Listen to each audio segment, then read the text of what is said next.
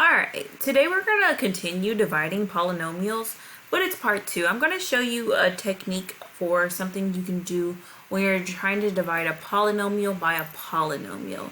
So let's get started. First of all, I need you to recall how you learned how to do this long division process that you did, I'm going to say 4th grade. 1024, 1024. Divided by 6. So first we started off, how many times does 6 go into 1? Well, it doesn't. So let's try again. How many times does 6 go into 10? And we'd say it goes into 10 one time. So once we figured that out, we multiplied this. 6 times 1 is 6. Then what did we do? We subtracted right here to get 4. Then in our process, we would bring down this 2, and we would have a 42 right here. Then I would ask myself, how many times does 6 go into 42? And then we'd say 7. And multiply. 7 times 6 is 42. Subtract it right there. And I'd get 0. And then bring down the 4. So now my question is, how many times does 6 go into 4?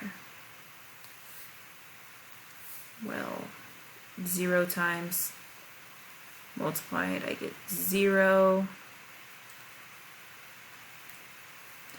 And then I'd make a decimal, or in this case, what I want you to recall is having a remainder.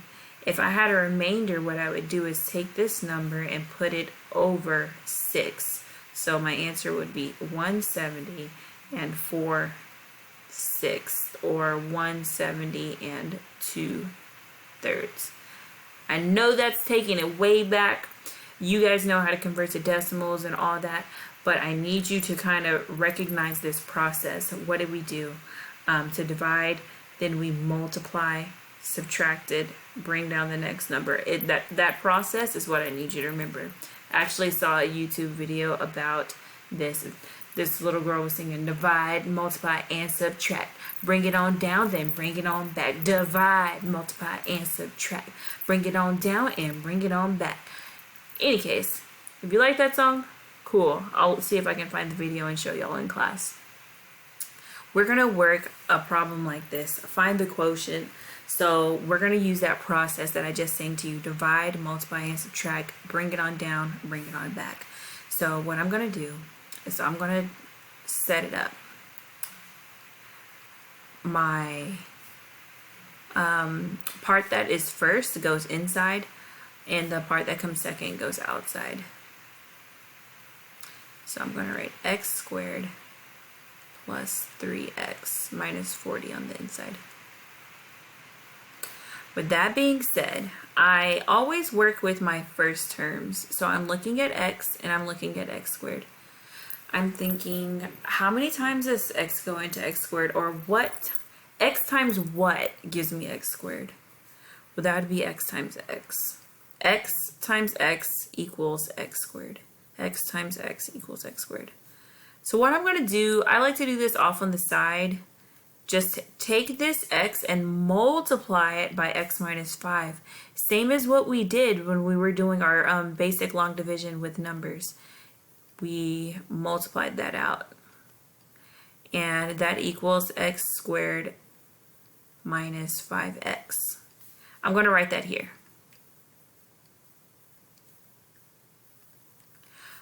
But remember our process. Did we just add these together? No, no, no.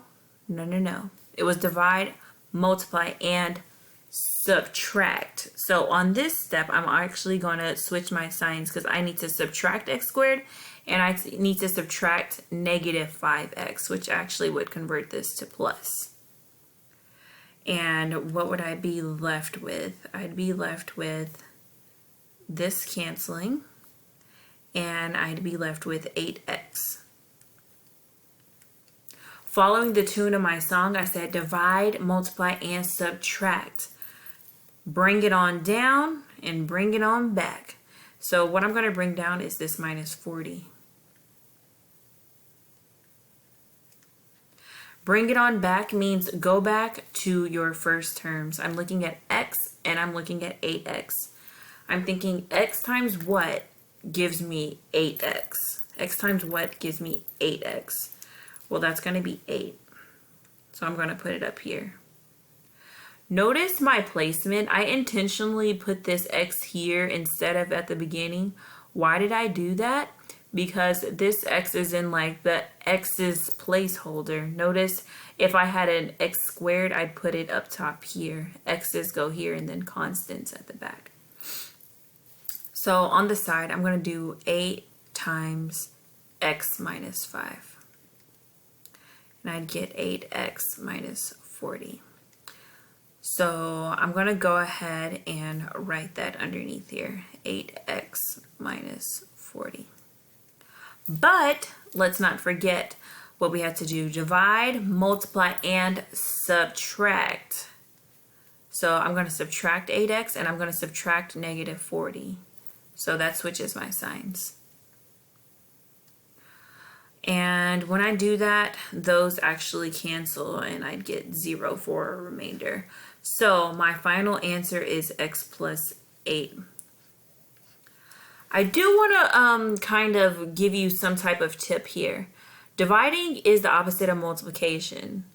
So if you notice, if I multiply x plus 8 times x minus 5, I would get back here. So kind of being able to factor really well can help you in circumstances when you have no remainder. Like I would have been able to figure this out had I known how to factor or multiply. All right, let's try another one. All right, example 2, find the quotient. So I'm going to find the quotient here. I'm going to do the same process. The first number or the first polynomial is going to go inside.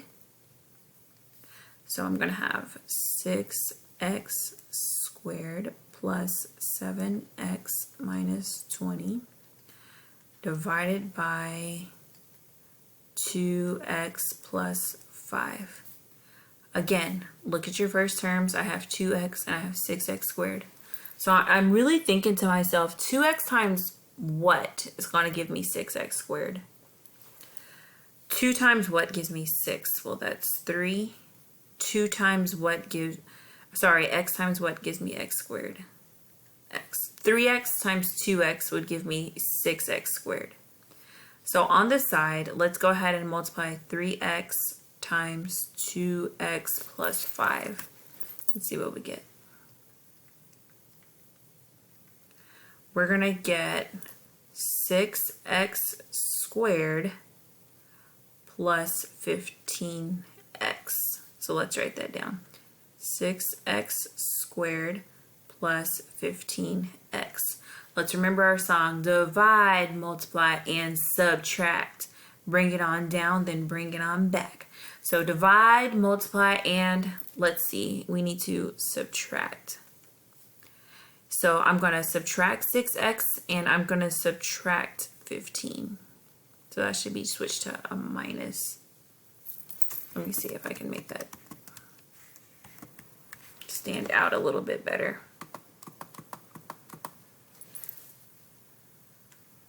Negative 15. All right, so the 6x squareds cancel, which is good. That should happen. If that doesn't happen, then you made a mistake. So 7 minus 15.